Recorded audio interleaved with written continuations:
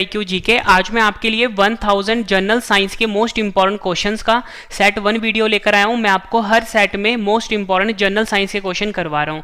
Friends, ये question इतने ज़्यादा इंपॉर्टेंट हैं, अगर आप किसी भी एग्जाम की तैयारी कर रहे हो, ये वीडियो और इसके सभी पार्ट आपके एग्जाम के लिए काफ़ी ज़्यादा इंपॉर्टेंट रहेंगे। फ्रेंड्स, ये वीडियो इंग्लिश मीडियम के हैं। अगर आप हिंदी मीडियम के स्टूडेंट हो तो वो वीडियो भी मैं अलग से करवा रहा हूँ, वो वीडियो आप देख सकते हो अगर आप हिंदी मीडियम के हो तो चलिए स्टार्ट करते हैं फर्स्ट क्वेश्चन से।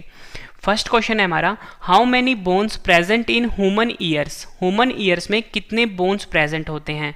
सही आंसर है इसका ऑप्शन ए 6 बोन्स होते हैं ह्यूमन ईयर्स में। आपको फ्रेंड्स ये पता होना चाहिए कि जो ह्यूमन ईयर्स होता है उसमें एक ईयर में 3 होते हैं, दूसरी ईयर में भी 3 होते हैं, इसलिए टोटल मिला के कितने बोन्स हो गए? 6 बोन्स हो गए।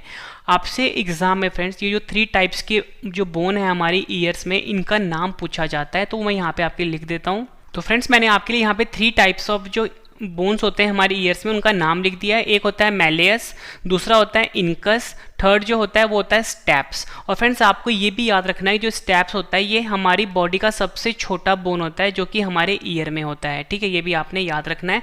और आपसे एग्जाम में क्वेश्चन पूछा जाता है कि हमारे बॉडी का जो सबसे छोटा मसल्स होता है जिसका नाम है स्टेपिडियस, ये कहाँ पर होता है? तो फ्रेंड्स, ये भी हमारे ईयर्स में होता है, ये भी आपने याद रखना है, इंपॉर्टेंट क्वेश्चन है।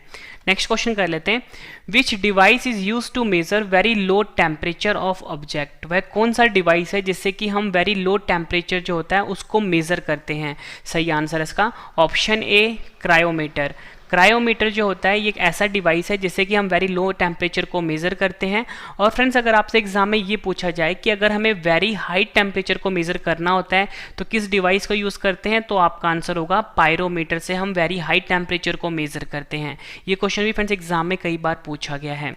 नेक्स्ट क्वेश्चन कर लेते हैं, what is the source of energy in sun and stars. Sun and stars में जो सोर्स ऑफ एनर्जी होता है, यानी सन एंड स्टार्स में जो एनर्जी प्रोड्यूस होता है वो कैसे होता है? तो सही आंसर है इसका option C both A and B is right. यानी ऑप्शन ए क्या है हमारे पास, conversion of hydrogen into helium, और हम कह सकते हैं nuclear fusion.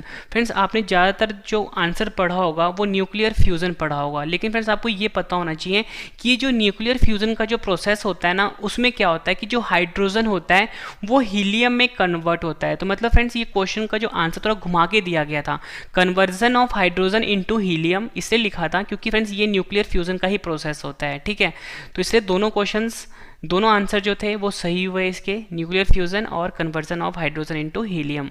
Most important question है आपके एग्जाम के लिए। नेक्स्ट क्वेश्चन कर लेते हैं, what is the hearing range of human ear. Human ear का जो हियरिंग रेंज होता है वो कितना होता है? सही आंसर है ऑप्शन बी 20 हर्ट्ज से 20,000 हर्ट्ज। जो हियरिंग रेंज होता है ह्यूमन ईयर का, मतलब सुनने की जो क्षमता होती है वो 20 हर्ट्ज से लेके 20,000 होती है। ये भी एग्जाम में पूछा गया क्वेश्चन है।